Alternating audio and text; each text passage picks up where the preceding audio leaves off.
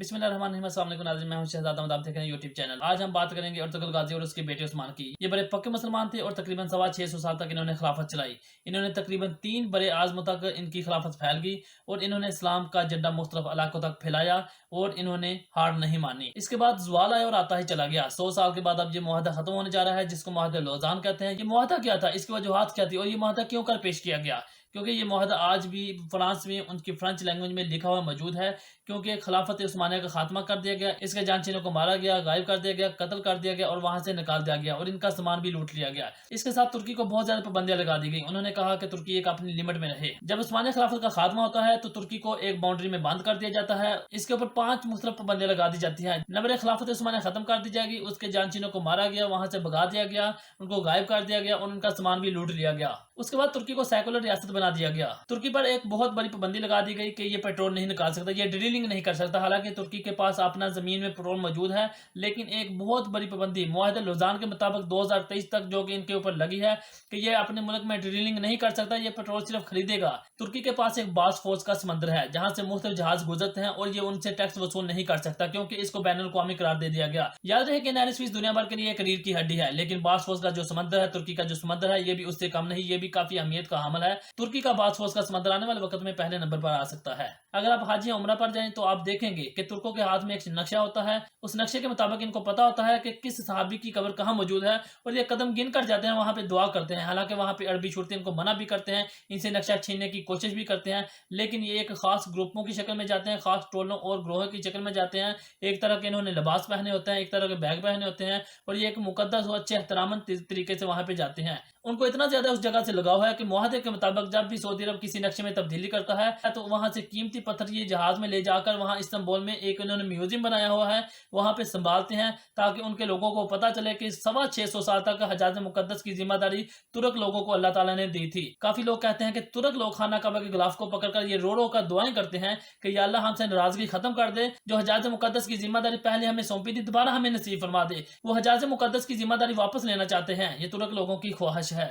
अभी ये जिम्मेदारी जो सऊदी अरब के बादशाह और हुक्मरान हैं उनके पास है। दोनों पाकिस्तान के बरादर मुल्क हैं, इसका फैसला आप अपनी अपनी जगह पे कर सकते हैं कि ये जिम्मेदारी किसके पास है और किसके पास होनी चाहिए। अब 2023 के बाद ये मुआहदा खत्म होने जा रहा है। तुर्की क्या करेगा? सबसे पहले वो ड्रिलिंग करेगा, अपने मुल्क में से तेल निकालेगा और दुनिया को बेचेगा। दूसरा, वो बास्फोरस के समंदर पर टैक्स लगाएगा क्योंकि जो जहाज भी वहां से गुजरेगा वो टैक्स पे करेगा, फिर वहां से गुजर पाएगा क्योंकि वो एक जगह बहुत अहमियत की हामिल है। वहां से एक शॉर्टकट उनको रास्ता पड़ता है, काफी ज्यादा जहाजों को मजबूरन वहां से गुजरना पड़ता है और जब तक वो टैक्स पे नहीं करेंगे तुर्की वहां से गुजरने नहीं देगा। लिहाजा तुर्की की माशी सूरत हाल पर काफी ज्यादा इंप्रूवमेंट हो सकती है। इसके बाद तुर्की एक नहर बनाने जा रहा है जिसका नाम इस्तांबुल कनारा रखा है और ये आने वाले वक्त में दुनिया में पहले नंबर पे आ सकती है। दूसरा, आपने देखा होगा कि जब भी कोई मसला होता है मुस्लिम उम्मा में तो रजब तैयब एर्दोगान सबसे पहले आवाज उठाते हैं। अगर कश्मीर में मसला होता है तो रजब तैयब एर्दोगान आवाज उठाते हैं। अगर मुसलमानों को बर्मा में कोई मसला पेश आता है, उनकी हुकूमत उनके साथ कोई गलत करती है तो रजब तैयब एर्दोगान वहां पे जाके अपनी बीवी के साथ एक अहम रोल प्ले करते हैं। अगर फलस्तीन में कोई मसला आता है तो रजब तैयब एर्दोगान ने वहां पे एक अपना शिप भेजी थी जिसमें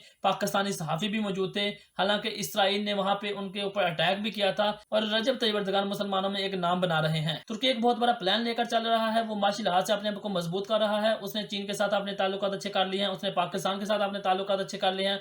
मुस्लिम दुनिया में एटमी ताकत है पाकिस्तान के साथ उसकी गहरी दोस्ती है। रजब तैयब एर्दोगान वहां पे विजिट करते हैं, पाकिस्तान के वजीर आज़म वहां पे जाते हैं, वहां के लोग इधर आते हैं, पाकिस्तानी वहां उधर जाते हैं क्योंकि पाकिस्तान के साथ उसकी गहरी दोस्ती हो चुकी है। उन्होंने एक प्लान बना रखा है कि मुस्तकबिल में उनको किस किस मुल्क की जरूरत हो सकती है। तुर्क लोगों की ख्वाहिश है कि खाना काबा और मदीना पाक की जिम्मेदारी उनको वापस मिल जाए, लेकिन सऊदी अरब ऐसा कभी नहीं करेगा। यहाँ पे क्या मामला होगा, यहाँ पे वोटिंग पे मामला उतर जाएगा। ईरान का वोट बहुत अहम है, पाकिस्तान का वोट बहुत अहम है, भारत का वोट बहुत अहम है क्योंकि वहां पर मुसलमानों की अक्सरियत काफी ज्यादा है। सेंट्रल एशियन ममालिक की बड़ी अहमियत है। आले सऊद अपनी हिफाजत के लिए अमेरिका से दोस्ती करते हैं और उनकी दोस्ती बड़ी तगड़ी है। लिहाजा आपको पता है कि अमेरिका की दोस्ती जो है वो सिर्फ मुफाद की बुनियाद पर होती है क्योंकि उसको पता है कि वो सऊदी अरब से काफी ज्यादा तेल वसूल कर रहा है क्योंकि सऊदी अरब में इस वक्त जो तेल निकालने वाली कंपनियां हैं वो अमेरिका की कंपनियां काम कर रही हैं। लिहाजा अमेरिका और सऊदी अरब एक दूसरे को प्रोटेक्ट करते हैं। सऊदी अरब तो ज्यादा प्रोटेक्ट नहीं करता लेकिन अमेरिका काफी ज्यादा सऊदी अरब को प्रोटेक्ट करता है। लेकिन इस वक्त अमेरिका की सूरत हाल भी काफी खराब है। कोरोना वायरस के बाद अमेरिका को काफी ज्यादा दचका लगा है, उसकी माशी हालत इतनी मजबूत नहीं रही। हालांकि कोरोना वायरस के बाद